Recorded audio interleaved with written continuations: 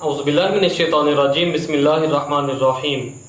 تمام دیکھنے اور سننے والوں کو السلام علیکم ورحمۃ اللہ وبرکاتہ۔ ہماری اکثر ایک دوسرے کے ساتھ لڑائی ہو جاتی ہے، ہم گالی گلوچ کر دیتے ہیں۔ ہمیں گالی گلوچ نہیں کرنی چاہیے، اس سے ہمیں حضور صلی اللہ تعالی علیہ وآلہ وسلم نے منع فرمایا ہے کہ گالی گلوچ نہ کی جائے۔ اللہ تعالیٰ نے قرآن پاک میں ارشاد فرمایا والذین یؤذون المؤمنین والمؤمنات بغیر ما اکتسبوا فقد احتملوا بہتانا واثما مبینا۔ جو ایمان والے مردوں اور عورتوں کو بلا وجہ ستاتے ہیں، انہوں نے بہتان اور کھلا گناہ اپنے سر لے لیا ہے۔ ایک دوسرے کو ستانا نہیں چاہیے، لڑائی ہو جائے اس میں گالی گلوچ نہیں کرنی چاہیے۔ اور حدیث مبارکہ سنتے ہیں کہ رسول اللہ صلی اللہ تعالی علیہ وآلہ وسلم نے ارشاد فرمایا کہ مسلمان کو گالی دینا گناہ ہے اور لڑنا کفر ہے۔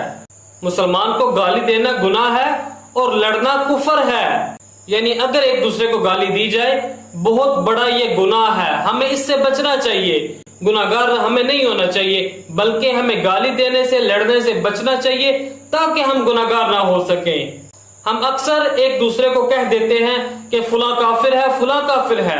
اگر وہ کافر نہ ہو تو پھر ہم اس کو کافر کہتے ہیں، تو اس کے بارے میں ہمیں حدیث مبارکہ کیا بتاتی ہے؟ آؤ حدیث مبارکہ سنتے ہیں کہ رسول اللہ صلی اللہ تعالی علیہ وآلہ وسلم نے ارشاد فرمایا جب کوئی شخص کسی دوسرے کو فاسق یا کافر کہتا ہے، اگر وہ اس کا حقدار نہ ہو تو یہ الفاظ کہنے والے کی طرف لوٹتے ہیں، یعنی سامنے والا اگر کافر نہیں ہے اس کو ہم نے کافر کہا تو یہ الفاظ آپ کہنے والے کی طرف ہی لوٹیں گے۔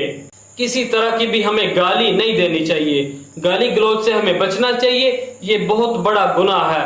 اللہ تعالیٰ کی بارگاہ میں دعا ہے کہ اللہ تعالیٰ ہمیں اس پر عمل کرنے کی توفیق عطا فرمائے۔